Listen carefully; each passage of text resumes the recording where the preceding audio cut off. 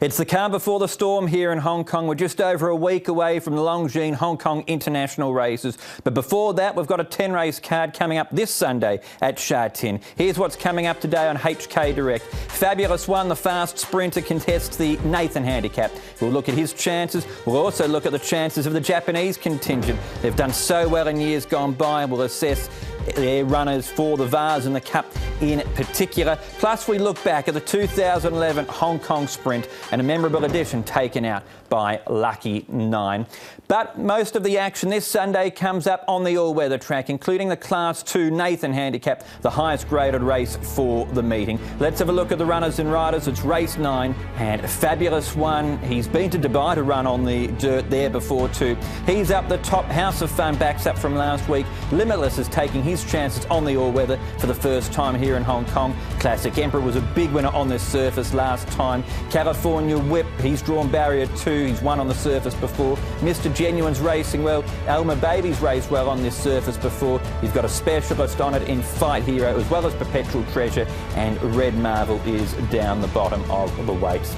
Let's have a look then at some of the chances for the race, and we'll start off with Fabulous One, who's contested some stronger races this season. We're going to have a look at him. That's him in front. This is the Group 2 Premier Bowl going back towards the end of October. We roll the footage here. Just note, he leads them up from Penophobia, Dashing Fellow, who's a Group 3 winner. You've also got DB Pin, Lucky Bubbles back on the inside, and Mr. Stunning here, who's won 2 group races this season, will go into the Hong Kong Sprint as one of the better chances in the race. So this is stronger opposition. He led them up until the 100-metre mark. He wasn't beaten far. This was a very game performance. We've seen him trial well on the dirt recently since this performance. And we also know that the dirt surface does favour on paces a lot of the time. So he should get a big chance. Matthew Poon on board will also help out with his weight allowance. So he's the one they're going to have to run down. Another horse I think is a big chance in the race though is Pavlovsky. He's got a great record on this surface. He's racing well this season. What does Tommy Berry make of his chances? Yeah, look, he's just a horse that hasn't drawn a gate all season, you know. He's been very unlucky there. He's always had to. He's been made to do work, and he's been beaten by some very good horses over the last few starts. And you know, he's back on the dirt, which I think he probably enjoys a little bit more than the turf. There's not a great difference. He's been very competitive this preparation, and he's a horse that deserves another win. As I said, he's had to do it tough a lot this season, so it'd be nice if he could get one back. So another wide draw again here for Pavlovsky, coming up with barrier number 11. But there does look to be good speed on in the race, so he should be able to slot in somewhere, and he is racing in very good form. We move from Pavlovsky to another contender in the race. He's never actually run on the all-weather track before. He had a great season last season. I speak, of course, of House of Fun. He's backing up from last week, and he didn't have much luck. We're looking at the head-on point of view. Now, have a look when he shifts over towards the outside rail. This was a straight 1,000-metre race. He gets caught in a bit of trouble by Sea Jade, who also shifts over right here. That halts his momentum. He's beaten by Premier, who's won 3 in a row this season, and only beaten by a narrow margin. If you didn't catch it the first time, don't worry. We'll have a look at it another time again. But he almost was cost, or you should say that he was cost victory in the race last week by that little bit of interference. And as you can see there, very short margin between him and Premier. The surface is always a concern because we don't know if he handles it or not. But if he does, and we know that he's a quality horse, he goes in as a live contender. Let's sum it all up then. Here are my selections for the Nathan Handicap. I'm going to go for Fabulous One to lead all the way. To beat House of Fun, Fight Hero's a horse I haven't spoken about, but he's got a terrific record on this surface. Ignore his most recent form. And Pavlovsky, number 5, I think can also figure in it as well. So that's our main event coming up as far as Sunday afternoon is concerned. But looking further ahead, Japan have a great record at the Hong Kong International races, and they're coming up next week. Let's have a look at their contenders for the 4 races in the Vase: Tosin Basil and Kaseki. The Sprint, Let's Go Donkey and Once in a Moon, who filled the placings in the Sprinters Stakes. Satono Aladdin is back. He contests the Hong Kong Mile. And a 3-pronged attack in the Cup: Neo-Realism, Stefanos, who we've seen on a few occasions before, and Smart Layer. And now to further the discussion on the Japanese chances at the Hong Kong International Races, I'm pleased to say joining me on the line, Japanese racing expert Graham Pavey. Graham, thanks for joining us. We'll start the discussion with Kiseki. Big win in the Japanese St Leger. On that form, is he good enough to win a race like the Hong Kong Vase? Kiseki is a very good three-year-old. Only good three-year-olds win the Japanese St Leger. And Kiseki's win was rated on 118, which was equal to that of the Great Deep Impact. So the JRA handicap is kind of indicating that he's a high-class three-year-old, and getting weight off the older horses, he's got to be right in the Hong Kong Vase, I reckon, Ed, provided that St Leger win didn't take too much out of him. It was a brutal race. Joe Moreira won last year's Vase on a Japanese challenger in Satono Crown. This year, Graham, he rides Tosin Basil. What can you tell us about his form leading into next Sunday? Yeah, well, the Magic Man maybe is what Tosin Basil needs, Ed. The horse is coming off a career best performance last start when second in the Kyoto Dai Shoten to Smart Layer. He beat home Cheval Grand, the eventual Japan Cup winner in that race, in a strong on-pace performance. He's a very underrated stayer, lightly raced, by Harbinger, whose progeny are flying at the moment, and he's definitely one to keep an eye on in the Vase. Moving on to the Cup then, Graham, and Neo Realism. We saw him here in April when he won the Audemars Piguet QE2 Cup. He's only had the one run since then. That was on a wet track. When we assess his chances, are we better off ignoring that run? Nah, you can't just ignore the Tenno Show run. It wasn't pretty, and he did have an issue that forced him to miss defending his Sapporo Kinen title prior to that.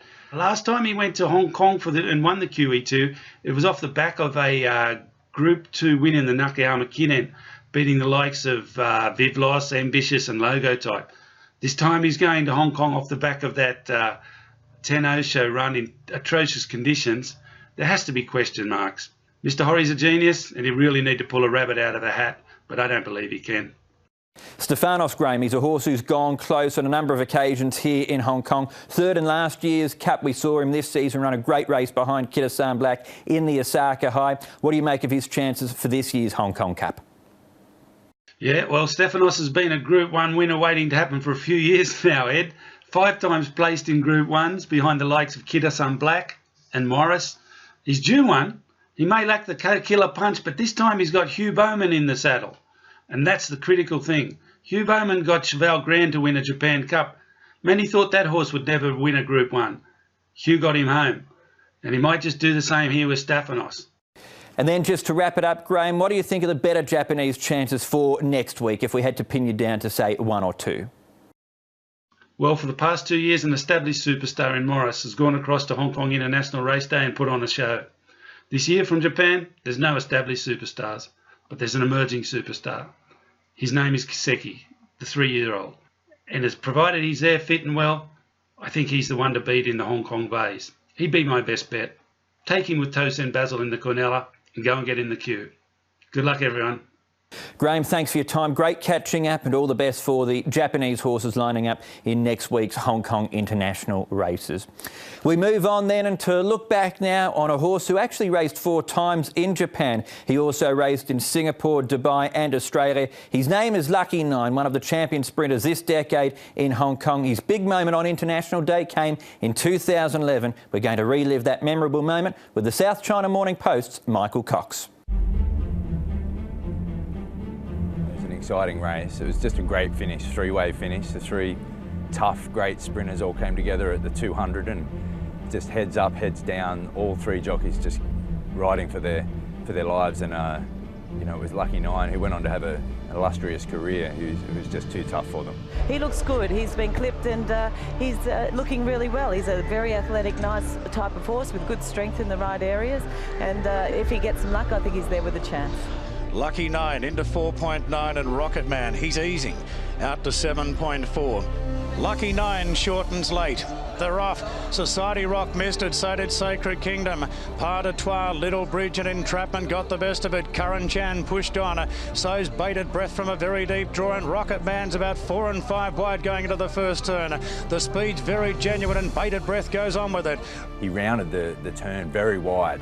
and he had to make up a little bit of ground. It wasn't an easy task that he was set, despite he was probably in the right spot with the hectic early speed. Into the straight now, and Bated Breath races to the lead from Rocket Man. Back on the inside, Entrapment's running on. Joy and Fun in the cheek pieces. Lucky 9 goes after him. Little Bridge strung up in traffic. And you really couldn't pick the winner with 200 to go. It looked like any of the three had their chance. It's Entrapment, Joy and Fun, Lucky 9 on the outside, a three-way go at the moment, clear from Rich Unicorn running on. Wow, what a tussle, Lucky 9 digging in, Lucky 9 going to Entrapment and Joy and Fun. Lucky 9 wins the sprint, what a great finish. Lucky 9 beat Entrapment and Joy and Fun. He probably wasn't the best horse in terms of ability, but he was certainly one of the toughest, and he was a horse that he travelled around the world, and I was lucky enough to follow him to a number of locations. He won in Singapore twice, he ran in Dubai and Australia, and he's just a real character as well,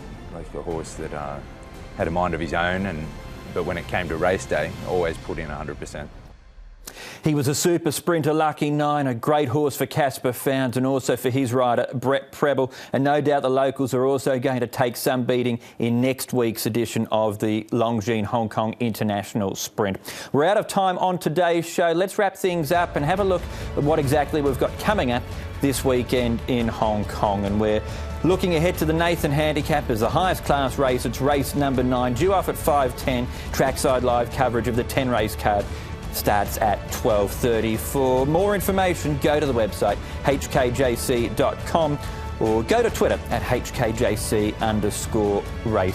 But that's it for today's edition of HK Direct. Thank you for joining us. Make sure you join us as well next week when we'll be previewing the Longines Hong Kong International races. But until then, goodbye.